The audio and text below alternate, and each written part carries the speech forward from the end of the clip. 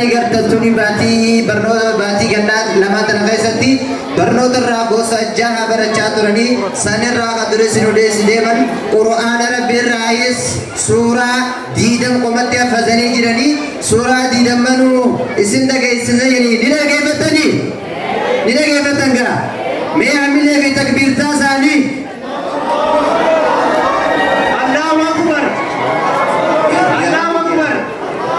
Nuntane janamile nuntane takbir takbir takbir amma gara isaanii sinde barsa surana qur'ana ra surah sadamas dida mafazani dida manu ra angka murasa sinde gaisani obsawati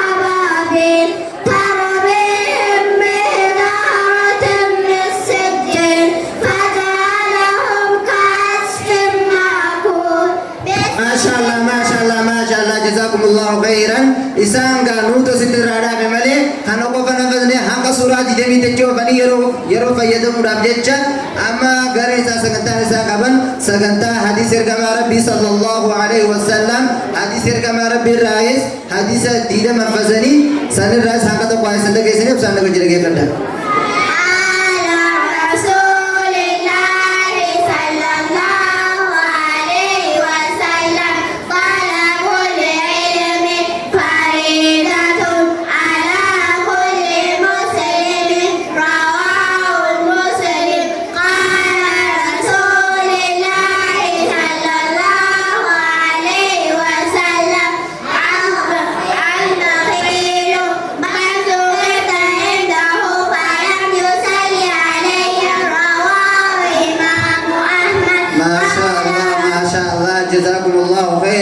Hamile sani me isne gamachis me jisner kama rabbi hintane hamile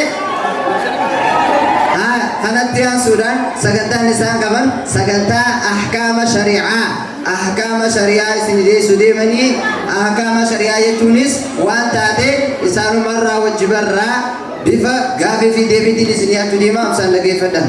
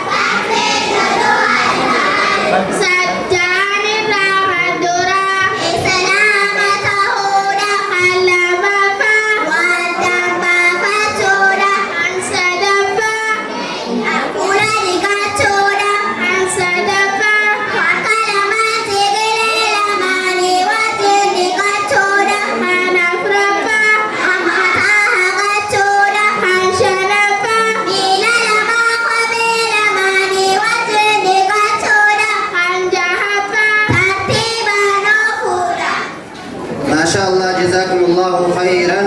Fayyadi ame hamile sali hamile di takbir ta ko macisa me gare Fatima hamile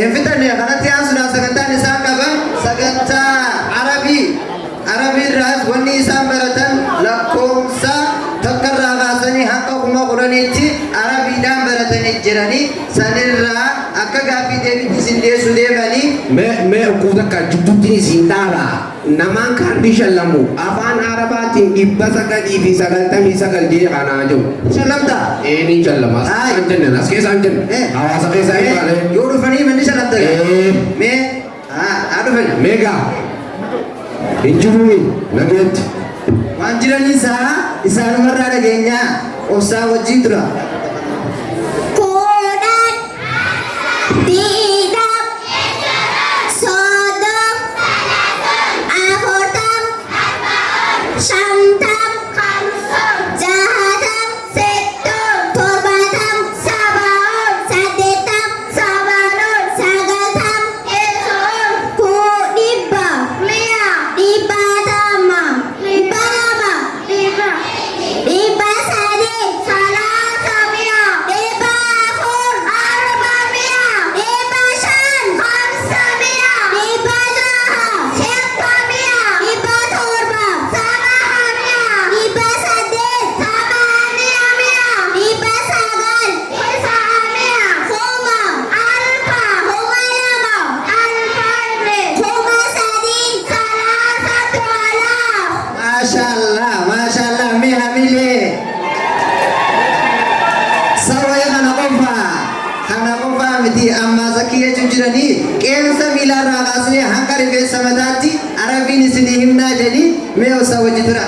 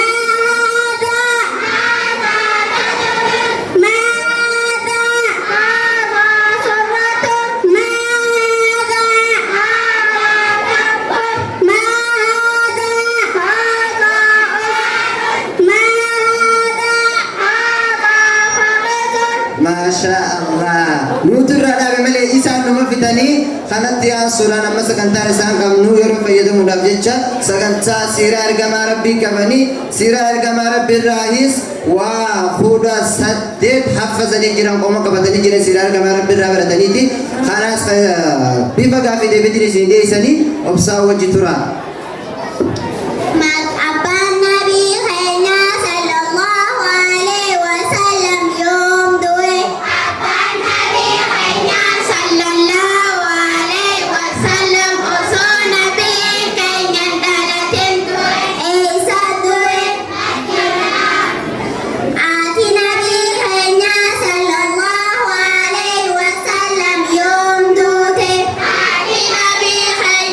Sallallahu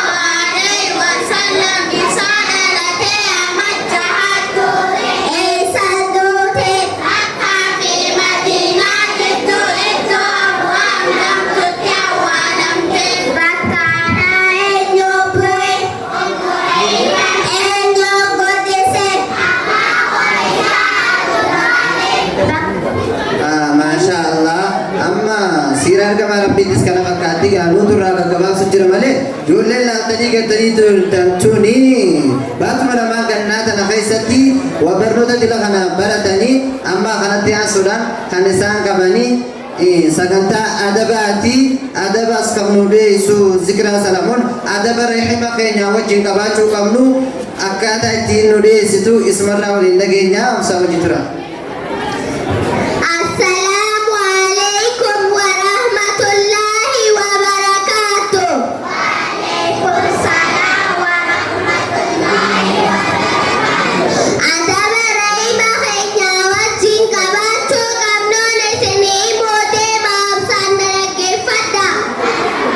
Biyyoon adaba qabdu rahima isiini kabajji, rahima isiini jaalatti, yeroo irratti ziyaarti, hoggaa isaan gammada wajjin gammatti, hoggaa isaan gadda wajjin gadditi, ijoollee rahima isaanii ni jaalatti, hoggaa isaan dhabde isaan dandattee gaafatti, hoggaa isaan fayyaa dhaban deeytee gaafatti, hoggaa isaan haajaman haajaa isaan baasti.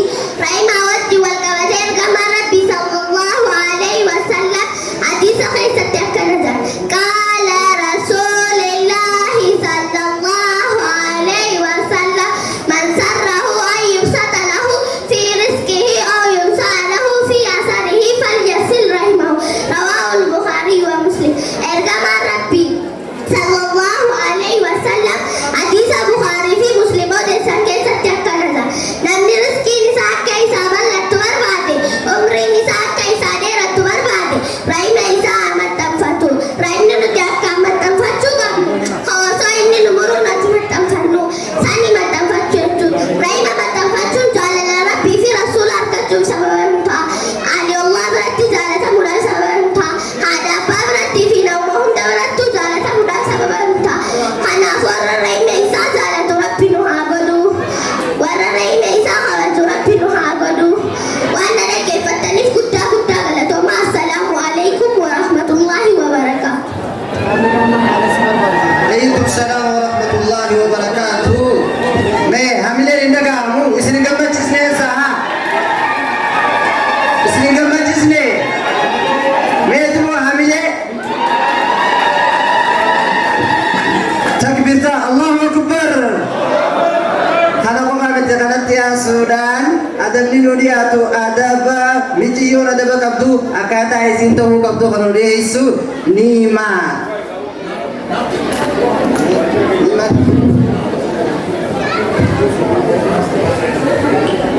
Assalamu alaikum wa rahmatullahi wa barakatuh.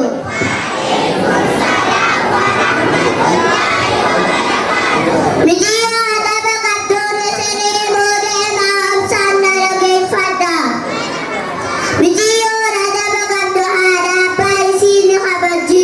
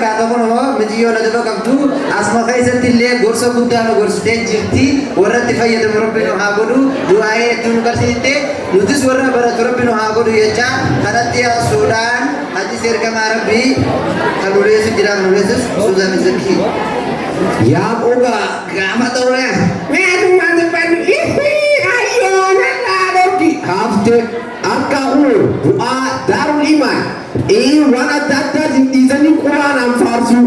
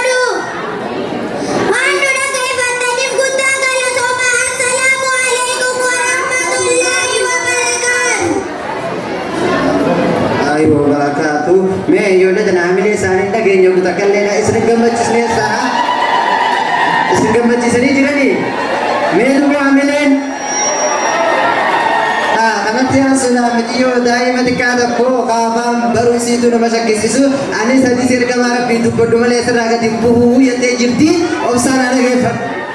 Amilee siimee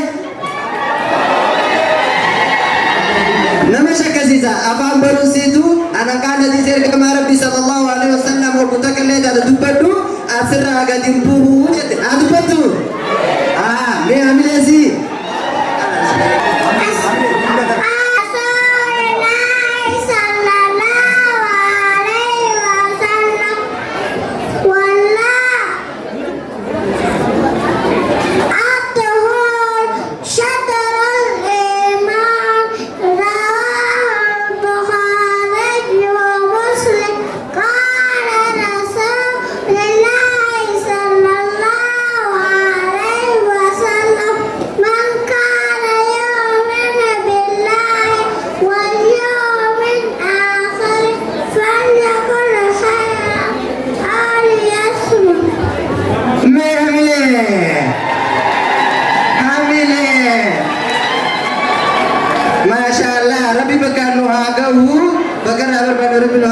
Masyaallah jecha kana fakkaata bu'aan daarul imaan jechuun isaanii kana fakkaata dura yoo waan biraan dhaga'u turtanillee daarul imaan kana fakkaata kunoo amma bakka takkaa nashiidaa bu'anii madarakii isin yaa lakkisanii nashiidaa mee bakka takkaa